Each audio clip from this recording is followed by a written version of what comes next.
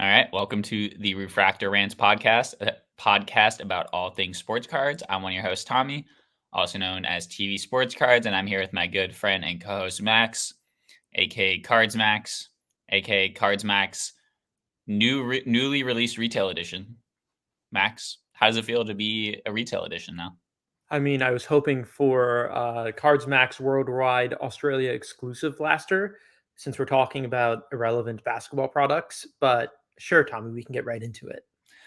And sometimes I lead our conversations from before we start recording into the beginning of the podcast. But for those of you that were not listening before we press record, me and Max were discussing that Revolution is now a retail product for basketball starting this year. Court Kings is Australia exclusive, which people really sleep on that, I think, just in general. Yeah, I know it's an international exclusive for that configuration of blaster with acetate exclusive rookies, something Hmm. like that. I don't know the entire nomenclature with that, but yes, I do know they have an international blaster that is specific to Court Kings. Well, we'll see how that goes. I do love Revolution. I think as a retail product, it's probably going to suck, but the cards do look really sick. I'd rather have Revolution as a retail product than say Flux or something. So hey, we'll see how it goes. Probably going to be a shit show, as most Panini retail releases are. I think I want to give the mechanism of how Panini does it its props. Not Panini itself any credit, but just in how they handle the Chronicles. And that Chronicles is essentially just a compendium of loads of different releases that aren't strong enough to have their own retail, or main initial primary release, but still not entirely scrapping the design or idea. I mean, we used to have a yearly Panini Prestige for basketball. Now we don't. We used to have a yearly Flux, and now it's in and out of Chronicles. So seeing, obviously, Revolution is not a Chronicles product, but seeing that Panini sort of listens as to what's hot, what isn't, and I will contend that Revolution is a relatively boring product, but people like the Galactics, people like the cool stuff, so I'll give it its roses. And if people listen, then Panini will push it. Exactly. And we like to balance the good with the bad here. I will give Panini its props. I did see that they signed Angel Reese to an exclusive autograph deal. So they have locked in the two best or most name recognition players in the next WNBA draft, kind of building off of our conversation from last week. So that's pretty hype, Max. I also saw that I was you confused own. for a moment, and then I remembered that they also got Caitlin Clark. I'm like, wait, who's two? Jesus Christ, Max. Did you have a one of one Angel Reese that I saw come through your timeline? I did briefly, and now I don't. It's changed hands.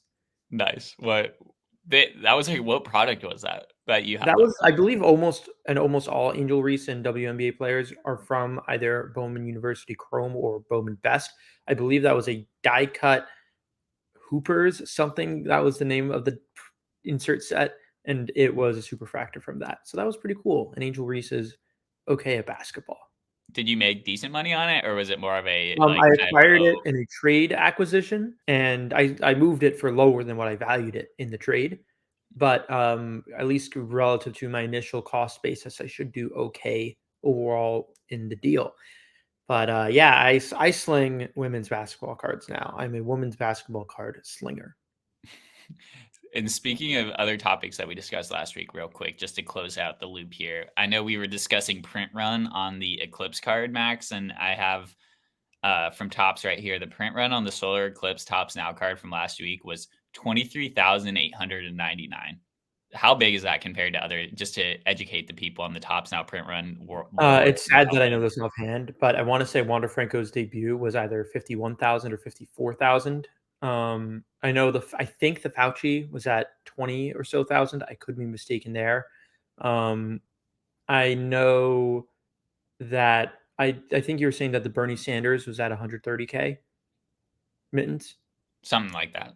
something like that. Yeah, so that's some perspective as to how large a 20,000 number is. Because so it isn't that large, but it's up there in terms of most sold Tops Now cards ever.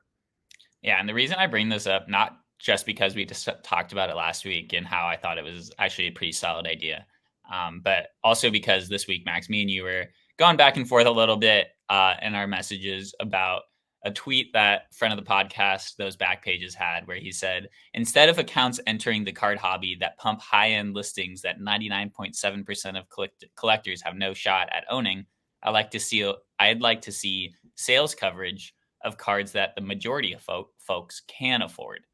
Lower assigned grade cards of all-time greats, current faves, etc., for example.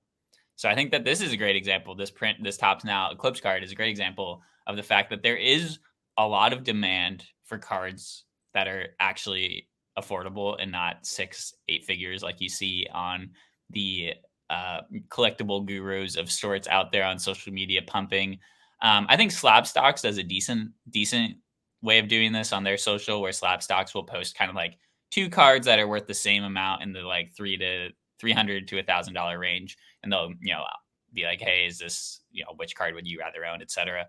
But I do think that there is a need, and I think that there is some. I think me and you feel this sometimes, but like we're obviously not posting every single day on social media about what cards are being sold. There is a need for an understanding of the low end market in a better sense. Max, I know we were talking about this a little bit though, and I didn't totally preface you, but I do think that there is a need for a low end aggregator to kind of understand which players are selling not only the highest prices, but what cards are selling the highest volume on the low end side of things. What are your thoughts, Max? Yeah, I was at the center in that discussion, so I think that's an important layer of context. And one of my contentions is that there aren't many cards that people fundamentally care about in the low end. I'm not saying, and I had someone misconstrue me trying to subtweet me. I am not saying low end is dead. Low end is alive and well. Low end has a lot of different multifaceted dimensions, both in vet parallels, both in sets, both in what sets should deserve recognition, the art of finding something that has more emotional or significant value to you than monetary value. And that's, of course, it's not about being a budget collector or anything to do with the monetary. It's about the old finding the $10 card at the $1 bin and finding the cards that are worth more, again, either monetarily or non-monetarily, but I'm not finance shaming. So, and I had this misconstrued when I was making that point of low end and base cards are two completely different sects. But when we're talking about low end cards to follow, the lowest common denominator is that it's all under an overarching base card. And I make sure to articulate that this wasn't facetious. Are we supposed to track a Wemby base card, a base prism? Or are we supposed to track Ellie De La Cruz's Topps rookie flagship, which after 3 months release, I'm sorry, not that many people care about? I don't think I've ever seen flagship baseball with this little enthusiasm for their marquee parallels, for black parallels, for this year's and last year's class. I'm not talking about, the Acuna black or the Soto black. People love that. People will never not love that. But I feel like in terms of my engagement with other people and interpersonal engagement, by that I mean that I see less people waking up saying, wow, I really want to own an Adley Rutschman True Black out of 71. I don't encounter those people, and I think there's less of those people. So when we're talking about the low end card to put on this kind of market ticker, or at the very least editorial ticker, what is that card? Because I don't think a Wemby Prism or an equivalent of that, I'm using Wemby Prism as the highlighting of that lower end sect. I don't think write-ups and price guides and editorials and opinion pieces on it really activates that many people.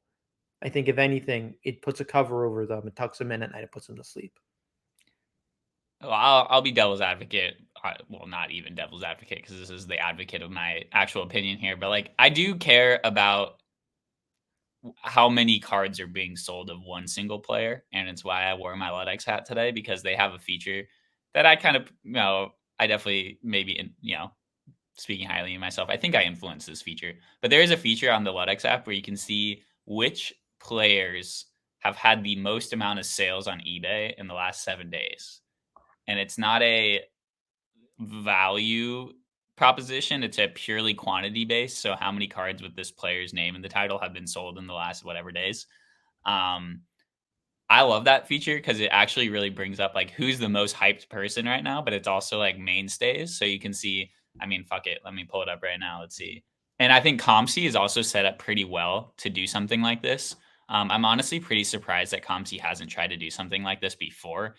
The site is perfectly set up with how it's structured to do this sort of reporting for people. But it's really annoying that you can't just log into COMC and see sales a lot easier. I know that there are sales features of it, but I would love to see a more like congregated, more aggregated data from COMC around not only which players are selling the most of, but maybe what parallels are selling the most. I think that would be a great idea to know. Like you could even through sell, what are people submitting to COMC? What are people buying? It is probably the easiest way to kind of create this data that those back pages was talking about. And I do think that the print run on a card like the Solar Eclipse shows that there is a lot of hunger for innovation on the low end side of things because, as you mentioned, Max, the base is not getting people excited. I don't give no one gives a fuck about the LED Cruise base. I saw a PSA 10 of the base flagship sold for like $45 the other day. Yeah, my counterpoint to your counterpoint is that those are stories about players. Those aren't really stories about cards. That's not a write up. Sure, okay, we're getting write up on the Joe Doyle T206 or whatever new piece is in Darren Rovell's, game used collection, which I'm joking because that's not a card, but we're getting editorials on nonsense from publications and collectors pieces. And yes, there's a lot of stuff that we can write about players saying, "Oh, wow, a lot of Victor Wembanyama cards are selling." Okay, cool.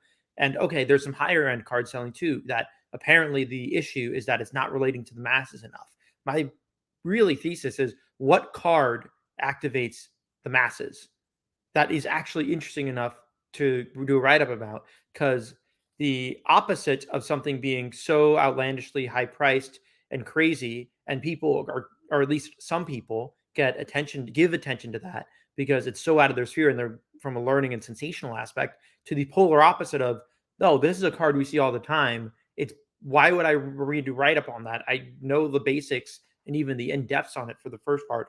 How does that get someone excited to read a story?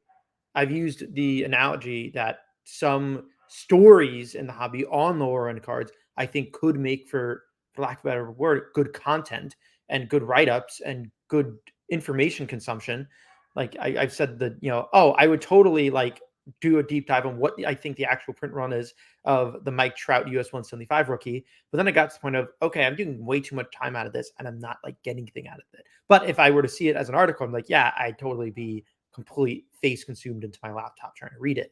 And again, that was my own example, but I've heard other examples suggested that I can't recall offhand that the story about certain lower end or more marquee cards is something that can be relatable. And even if we're talking about an aforementioned influencer, the Mac Jones Donruss 2021 will forever be one of the biggest collapses ever. And there's a story behind that collapse. When we're talking about newer, hotter off the press cards, I don't think there's that many situations where the story is on the card itself rather than the journey it went through. And when we're looking at these bigger, oh, this card sold for $1 million pieces, the story is on the card itself. And I don't think there's that many cards that have that context to them that make the card worthwhile to understand without it having an attached story. This is how the dank to dollar ratio becomes 3 and 4 dimensional. It's when you start talking about cards that are not only they're cheap enough and affordable enough, but cool enough to bring in someone who does not collect cards. Let's say someone who's really into the Eclipse and just thinks that's cool. Maybe it's a partner of someone who collects cards die hard and sees this and is like, oh, that's cool. I would want a card like that. Let's buy a 5-pack of that and see if we can get a parallel or something, because the 101 Solar Eclipse would be sick to own. That's one angle of the dank to dollar ratio. The entry point is low. It's whatever, $10 to buy one single Topps Now card or whatever on eBay.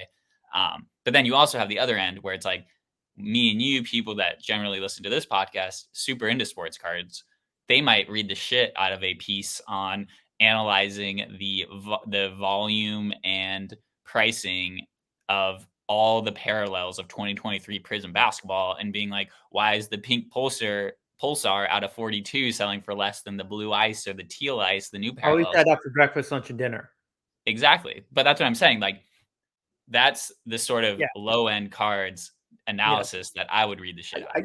I guess the way of summarizing it is that no one is writing up the LeBron James 40,000 point scored short print designed by Chuck Styles. Are you familiar with it?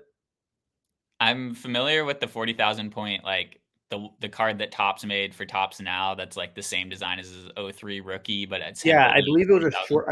Again, I'm going into this a little blind. I wasn't prepared to speak about it, but I believe it was a short print in some Topps Now or Topps Instant piece that only had about 1,000 copies, and the card itself, that was the non-short print, sold. I think that sold over 20,000 copies as well. But point being, I think it's $1,000 card presently, the short print, but no one's writing up about it. No one is. What are That's you crazy. surprised? That's cool. That's Oh, sick. LeBron collectors love LeBron. Facts. I think it's like an 800 $1,000 card, something like that, for not 1,000. And there's no one writing stories about that. And I guess again, to deviate from that quickly, and then I'm going to give you your own mic back. Um, it's one thing to write about the Giannis Antetokounmpo 2013 Silver Prism and it being an iconic card of the hobby. It's another thing to talk about a dimple that is to the left of Giannis's face and above his shoulder that is present in every single copy of that card, but PSA generally does not give merit to when grading, and why. That is fascinating, Max. I did not know about that dimple on the Giannis Prism rookie. Yeah, no, it's common on that rookie, or a few other like specific deviations on cards, like, or even again, this is on the highest end spectrum, but the Type 1 versus Type 2 1952 Topps Mickey Mantle. I know it has to do something with the yellow and black boldness of the stars of the nameplate or the perimeter surrounding those stars. I don't know it entirely to the best of my knowledge, but point being, a write up dissecting that would be a great story. And I guess the point is translating those types of stories to the lower end, in addition to, yeah, those would be good stories. I think that would be successful. I don't think market watch type content would be successful like it is moderately successful on the highest end of cards.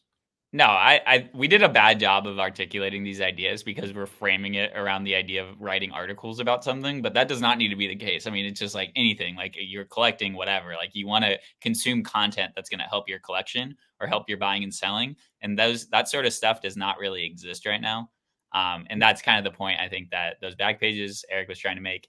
To close out the segment, Max, I'm going to read off the top 15 people on the Ludex trending sold players right now on eBay, and you Okay. tell me if you see any surprises. Number 1, Victor Wembanyama, no surprise. Number 2, CJ Stroud, no surprise. Number 3, Michael Jordan. Number 4, Shohei. Number 5, Ellie De La Cruz. Number 6, Trout. Number 7, Bobby Witt. Baseball's hot. Number 8, Joe Burrow. Interesting. Number 9, Nolan Ryan. Old heads reign supreme. Number 10, Patrick Mahomes. Number 11, Mickey Mantle. Number 12, Anthony Richardson. Number 13, Juan Soto. Number 14, Tom Brady. Number 15, Jackson Holiday. It's a little bit funny because I know PSA releases the most commonly graded subjects over the past month. And I think that like top 5 is identical. But then once you start getting into the baseball names or the vintage names, that is not what people submit to PSA. Number 34, Caitlin Clark, right behind Devontae Well, Smith. well, okay. The Caitlin Clark is entirely just because there aren't many of her cards, so there isn't as much volume. Yeah, so an interesting stat that comes to mind that really is a testament to this modern age wave of collecting, and furthermore, how it only hinges on a few products, is that in 2023, in 2023, there was not a single card released in 2023. So from January 1st, 2023 to December 31st, 2023, not necessarily all 2023 products that released in 2024, and not all cards that were sold in 2023, just 2023 product cards. So with that prefacing, out of all of those cards sold during 2023, of 2023 cards, not a single sports card eclipsed 37.5 thousand. 37,500 was the peak. The highest card was Ethan Salas's first Bowman Superfractor autograph, which sold for 30 in the 36,000s, give or take, which incidentally enough is roughly half of the buyback that was claimed for the duplicate Ethan Salas first Bowman Superfractor auto. And I believe the rest of the list comprised of some Victor Wembanyama autographs from Topps Now, some Tom Brady autographs from Bowman, which are pretty boring. And then I think once you get to like, it's the usual suspects of those kind of, and then it's like the Shohei Ohtani Babe Ruth dual autograph sold for about 20,000. And just as an asterisk, the One Ring Lord of the Rings collaboration is not a sports card. That sold for 2 million to Post Malone. So if you ignore that, there's not a single card above 37.5 thousand. And I think that is really significant to just how poor Topps and Panini are gathering and generating high-end sports cards for their own product. When you delve into 2024 for 2023 cards, you of course have some higher end basketball and football products at release, which again, if anything, is that this is a delayed fuse that these are not selling in 2023 and these should be selling in 2023. And if anything, Tom Brady and Ethan Salas were late year releases with Bowman Chrome, which was at, I think, December release, maybe in November, but a December release. So there might be more of an issue. Oh, the people are talking about older, higher end cards that no one cares about. Well, no one cares about the new ones. And yes, $37,000 is a lot of money, but it's not 2 million. It's these other record highs that we're seeing for other more distinct cards, and they're more distinct for a reason. Yeah, and something that I've been thinking about a lot, and this is by no means an original thought by me, but is worth kind of brought to mind based on what you're saying, is that, and based on kind of us talking about at the beginning, like, the basketball products revolution coming out in retail and whatever, photogenic coming out in 2024. It's this whole idea that all Panini and Topps are both making a ton of new products, more of products that people maybe are not super familiar with if you're a casual sports fan. And they're investing a lot of time and energy in marketing these new products, when I think what really probably is the easiest way of expanding the hobby and growing it is to just double down on what people care about, double down on Topps Chrome baseball, make that the number one thing, take out all these kind of superfluous products that no one really cares about, still keep the kind of like Topps Now on demand stuff. I think is still good. But if you're really going to invest time and energy into marketing something, make it your best product. There's a lot of famous brands out there that are just kind of dedicated to making their one thing, and they're really good at it. And I think that Topps and Panini should double down on what they're good at, or what people like, and where there's the most demand for. And I know that's like long-term going to happen, but the amount of flux retail I see out there, and like Topps Archives baseball blasters that are out there and fucking random ass shit like that, just stop it. Just stop it.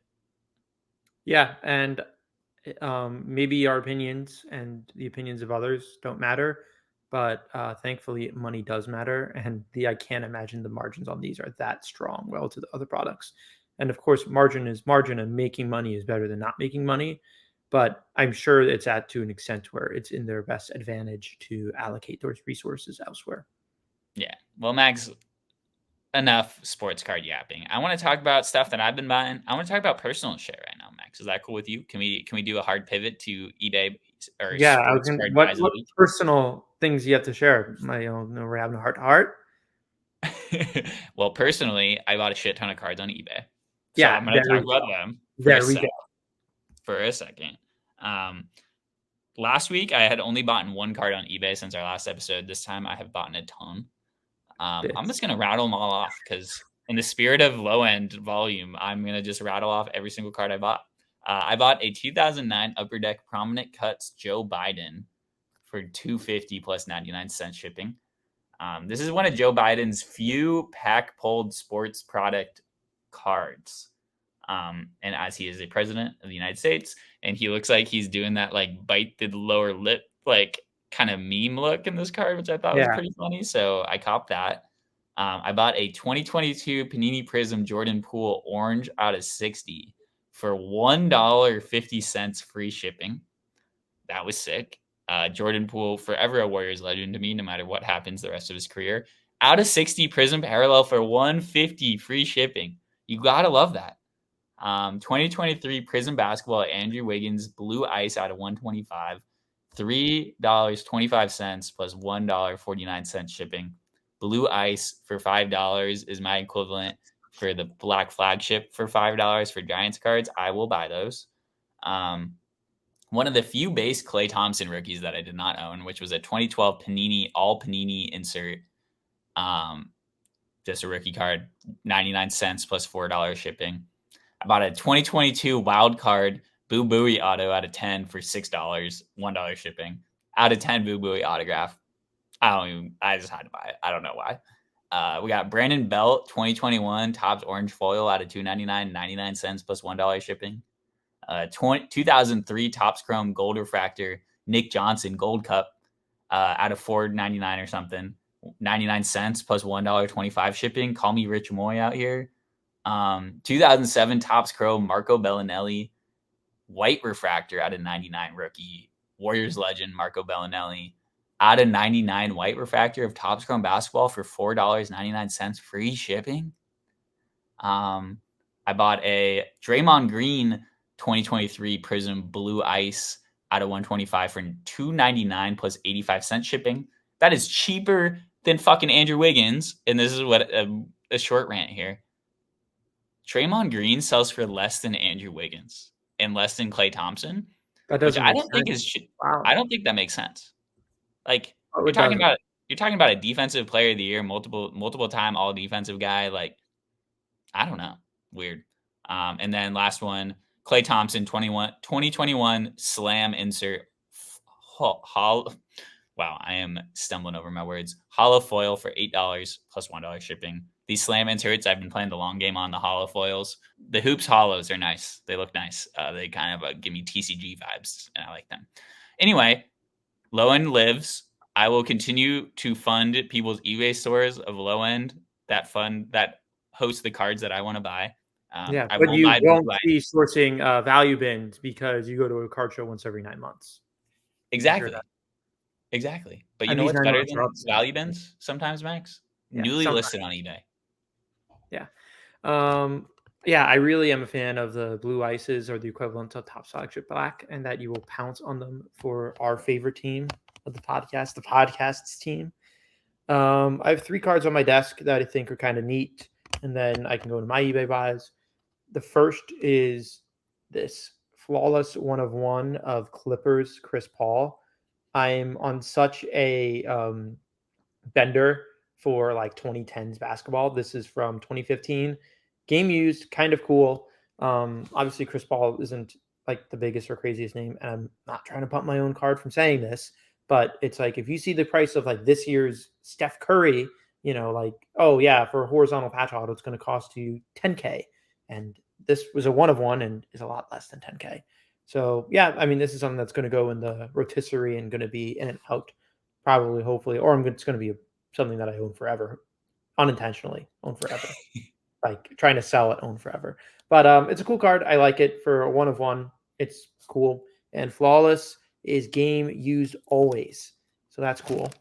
Continuing the 2010s is this totally certified Carmelo Anthony laundry tag game used, kind of half logo man out of 5. There were no comps for this when I bought this, so I bought it like entirely on a whim of what I thought was fair value. Game used logo man. Carmelo is the face of the only basketball team in New York, because the Nets are a New Jersey team. Duh. Sports tribalism mode activated for me right now. And I mean, hey, you never know if something will eventually be for sale. I mean, that's something circumstantial. And that's, and if I get tired of the card, I hate people that are like, oh, well, you said it's PC forever. I'm like, well, it's like, yeah, but like you can get bored of the card and then want to rotate into something else. But at least for now, I'm loving it. Like logo men are expensive. It's like a half logo man tag. It's game used, which is cool. And yeah, I appreciate this card. Wait, explain how it's a half logo man to the people. Oh yeah, because of course we have listeners and not necessarily watchers. Tommy, how would you describe this? I'll turn it back on you. Those magicians where the trick is to cut someone in half and then they spread apart the body. It's like the lower half is the logo man there. That's a good point. This is out of 5. I am intrigued as to what the other there's no way they put 5 of this logo man. Had it been others. Who knows? Totally certified. Wow. Yeah, totally certified is an ancient product from 2014. And the last is this curveball, Lando Norris 1/1 from Topps Dynasty. I got it just as an appreciator of 1/1s, and if F1 isn't dead after all. But I don't have much to say other than neat card. It's cool that the autograph subjects are actually desirable in every nomination just because of just how world famous F1 is, and that like a Lewis Hamilton auto may be more valuable than this just because Lewis Hamilton autographs are really hard to land. So that being said, I will enjoy my Dynasty 1 of 1 of Lando Norris for now as well. Nice. So, Those are some sick ass patches, dude. You're really going on a little patch whim right now. You're kind of out of the Kaboom game, I feel like. oh, I've never been in the Kaboom game, and I'm glad to have never been. I'm still king of the NBA downtowns. That's never going to change. Sure. But the Kabooms, those are never really my jam in terms of what I'm swimming in. Some random eBay buys. I bought a few blue ices of 2 of Cam Whitmore, 1 of Scoot Henderson. Bought a Keontae George Gold Sensational Signatures. An Aaron Judge Black Wave PSA 9 First Bowman 2013. 2 Brandon Podziemski Mojos out of 25. The other one I own 3, is a PSA 10. A Brandon Miller Teal Ice, and that uses the baby blue ice from 2017 NBA Blue Ice and older and current NFL Blue Ice. So sweet. I'm so glad Panini brought that back. A Prismania of Kassan Wallace, and Prismanias are this year's new case hit. But for Prism, it's actually rare because it's once a case. So you have to respect that. And all right, hold up. You don't have to respect Prismania. You don't. I do respect it though. And last one that's kind of cool is the Austin Matthews silver foil from 2016 Upper Deck. I want to say that the Austin Matthews is arguably the second best player in hockey, and the first being McDavid. And Matthews' rookie year was 2016, and McDavid was 2015. I want to say the population. I've only checked PSA. I haven't checked Beckett, but the PSA population on McDavid silver foil is about 100, 125. While the PSA population on Austin Matthews's silver foil is only 2, I believe, which is kind of cool. From what I've heard, I don't know if it was consistent from 2015 to 2016, but I know in 2015 you acquired these silver foils through Upper Deck ePack, and where the cards you receive are 1-to-1 to real pack issued cards, and you had to combine 4 Connor McDavid Young Gunses in order to land 1 silver foil, and it was exclusive to ePack. I don't know if that's necessarily true for 2016. I'd imagine it very well could be. But I know that was the case for McDavid's here. That's the sort of data that really only lives on like blowout. And shit. Please. I mean, again, I'm not even a hockey junkie, but I'm just intrigued as to how like the distribution of the cards, because that's like that knowledge just goes lost or to oblivion. And it really just takes the experts of these subjects in order to really hone in on the craft, and not just your journalism major from Newhouse. That wasn't specifically directed to anyone. If it was, I apologize. I mean, Newhouse is a great school. I meant specific sports writers, but like I mean, you can be a great journalist and just not know sports cards. The two can just be entirely independent. Yeah, that's facts. I did see Topps filed a new trademark for eTopps, so there might be some new Topps on demand products coming out. We'll see how that happens. I did make one trade, Max, that I wanted to bring up real quick before we sign off here. With Twitter user Colby at KH_cards, who's a great collector. He pulled a Corbin Carroll Topps Heritage Refractor out of like 576 or whatever they're numbered out of. I traded him a Barry Bonds Donruss Elite Series out of 10,000 from, what year is this from? 93 or 94, I want to say. It's like a die cut card. I should have actually gotten the card. But they're both like $20 cards, straight swap, pretty dope. But I will say this about Topps Heritage, and I've been trying to buy a Gold Cup, so I've been really digging into the Heritage this year. The 1975 design, with how colorful it is, makes those paper parallels of like the black border, the white border, all that shit that comes out of Heritage, makes them so shitty. Like the only cards I want to buy of Heritage this year are colorful ass cards. So at least chrome refractors are the colorful borders in a refractor version, which is sick. But if you're trying to buy the rare, like print run 50 black border heritage base card, that card kind of sucks compared to just the normal base card, in my opinion. So that's my random thought of the week, Max. Yeah, that's not a bad take. I respect the take. Um, have you bought any red inks or anything? I know you like to dabble in the red inks. I mean, if I say baseball is dead, people don't like that. So I'm not going to say that. Baseball is far from dead. But like, I just don't see any enthusiasm from the new products, except for people that are like, and this isn't a bad trait. It's just a different, distinct pool, but of people that are very in towards being baseball card collectors. The general sports card collector, I feel like, isn't appreciating recent Topps releases because they're throwing garbage into these releases, to be fair. Like Yeah. all these new parallels, all these new extremely high print runs, all these quality control issues, all these new gimmicks that are fairly executed. I wouldn't, I mean, maybe that's why I'm personally not excited. And I'm so hung up on this Soto Acuna 2018 class. But I mean, even the simple stuff, it's like we don't have Bowman's best atomic autographs anymore. Why would I ever care about Bowman's best if we don't have atomic autographs? That's been the chase of the product since the 90s, or rather the non-autographed atomic refractors. So you just look at some of these decisions that Fanatics is making, and hey, I'm not going to shy away from it. I was praising taco fractors. I was praising these boo fractors, the Halloween fractors, because it was new and it was a little bit exciting, but it's really just been so watered down. The print runs are high, the cards are cheap, the cards aren't worth anything. And that's fine if you're a collector because it's not about the monetary value. But there's not many cards that you can look at Topps Series 1 and even say, wow, that's a cool card.